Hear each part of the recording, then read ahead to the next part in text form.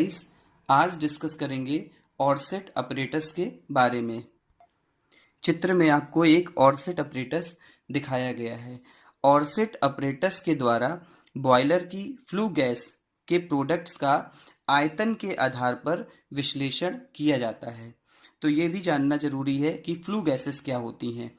तो फ्यूल के कंबस्शन के दौरान कंबस्शन चैम्बर में उत्पन्न गैसेस को ही फ्लू गैसें कहते हैं। ये गैसें आपकी CO2, N2, CO, SO2, oxygen आदि गैसेस होती हैं।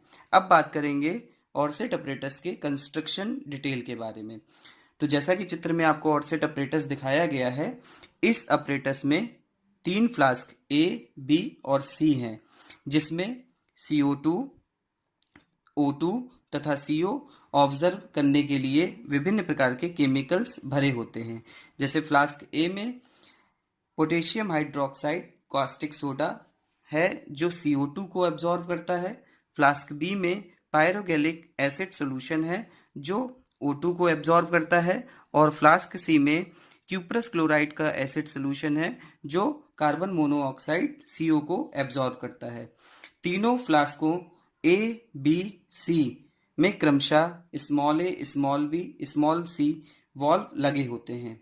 फिगर में D ब्यूरेट है जिसका निचला सिरा वाटर रिजर्वायर से जुड़ा रहता है तथा ऊपरी सिरा तीनों फ्लास्क से जुड़ा है। ब्यूरेट के अंदर सेम टेम्परेचर बनाए रखने के लिए इसको चारों तरफ से वाटर जैकेट से घेर देते हैं। चित्र में D एक 3-वे वॉल्व है जिसका एक मार्ग ब्यूरेट D से संबंधित रहता है तथा शेष 2 मार्गों द्वारा इसे या तो बॉयलर की फ्लू गैस या वायुमंडल से संबंधित कर सकते हैं। तो अब बात करेंगे कि कैसे ऑरसेट अपरेटस का प्रयोग किया जाता है, मीन्स इसकी प्रयोग विधि क्या है। तो सबसे पहले सभी वॉल्वों A, B, C को बंद करके सिर्फ D वॉल्व को वायुमंडल में ओपन कर देते हैं तथा फ्लास्क E को तब तक ऊपर उठाते हैं जब तक कि अपरेटस में भरी हुई वायु या गैसेस बाहर न निकल जाए।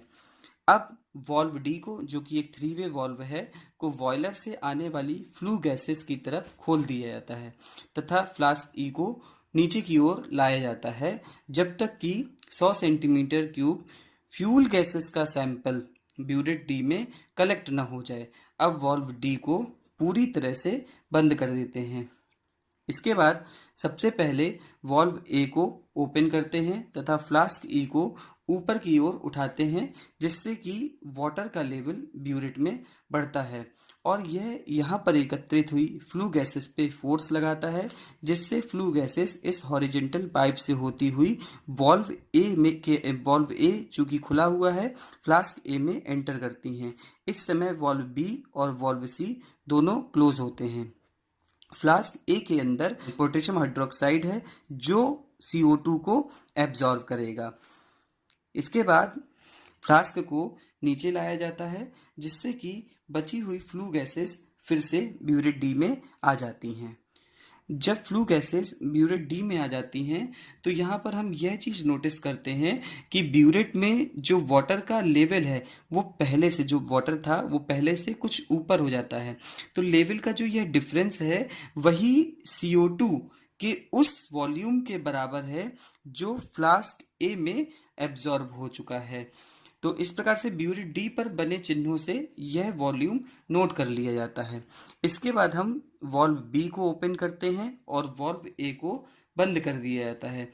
अब फ्लास्क ई को ऊपर की ओर फिर से उठाते हैं और उसी प्रोसेस को दोहराते हैं।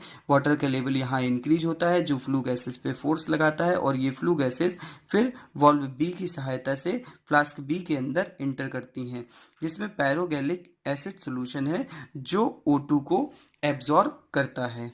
हम इसके बाद फ्लास्क को नीचे की ओर लाते हैं जिससे कि जो बची हुई फ्लू गैसेस हैं वो फिर से ब्यूरेट में वापस चली जाती हैं। इसके बाद फिर से इसके जो लेवल में वाटर के लेवल में चेंज आता है उसके द्वारा हम यह पता कर लेते हैं कि कितनी ऑक्सीजन एब्जॉर्ब हुई है इस फ्लास्क बी के द्वारा। फिर इसके बाद हम वॉल्व बी को बंद कर देते हैं और वॉल्व सी को ओपन कर देते हैं और इस प्रकार से फिर से वही क्रिया दोहराते हैं और वाटर फिर से फोर्स लगाता है और जो बची हुई फ्लू गैसेज हैं वो इसके अंदर एंटर करती हैं फ्लास्क सी के अंदर।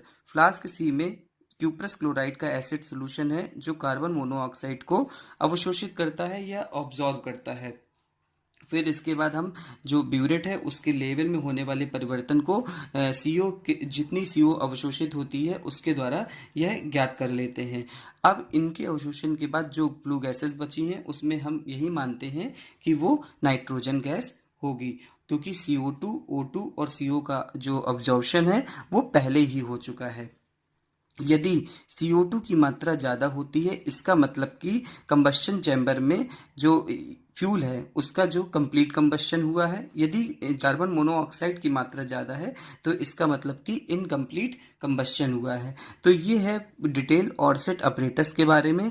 तो दोस्तों इसके बाद हम डिस्कस करेंगे कि ऑरसेट अपरेटस के कुछ महत्वपूर्ण बिंदुओं के बारे में, जिसमें कि सबसे पहला पॉइंट है वो ये है कि जो ये ब्यूरेट है, ब्यूरेट में फ्लू गैसेस वाटर के ऊपर कलेक्ट होती हैं, जिससे कि उसमें उपस्थित जो वाटर वेपर है वो वहीं पर कंडेंस हो जाएगी। इसी प्रकार से उसमें उपस्थित सल्फर डाइऑक्साइड भी वहीं पर एब्जॉर्ब हो जाती है और केवल ड्राई फ्लू गैसेस ही बचती हैं। तो जो ऑरसेट अपरेटस है उसके द्वारा ड्राई फ्लू गैसेस का ही विश्लेषण किया जाता है। इसके जो सेकंड पॉइंट है उसमें यह है कि जो फ्लू गैसेस जब ऑरसेट अपरेटस के अंदर एंटर करती हैं तो वो साफ नहीं होती हैं। इसके लिए हम इसे एक यू शेप नली से पास कराते हैं। इस यू शेप नली में ऊन भर देते हैं, जिससे कि जब फ्लू गैसेस इसके अंदर एंटर करती हैं तो वो इस ऊन से होकर के पास होती हैं और यहाँ से जब इससे बाहर निकलती हैं ऊन की दूसरे तरफ से तो ये क्लीन हो जाती हैं और फिर क्लीन फ्लू गैसेस ही इस अपरेटस के अंदर एंटर करती हैं।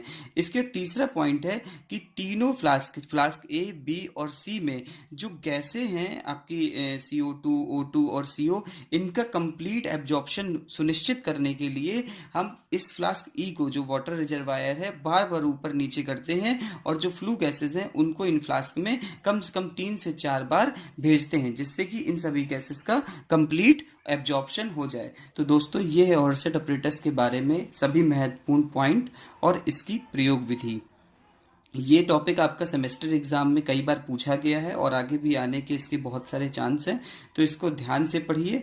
मिलते हैं हम अगले वीडियो में। यदि आपको ये वीडियो पसंद आया है तो आप इस वीडियो को लाइक ज़रूर कीजिएगा, शेयर कीजिए और चैनल को सब्सक्राइब कीजिए। Thank you so much.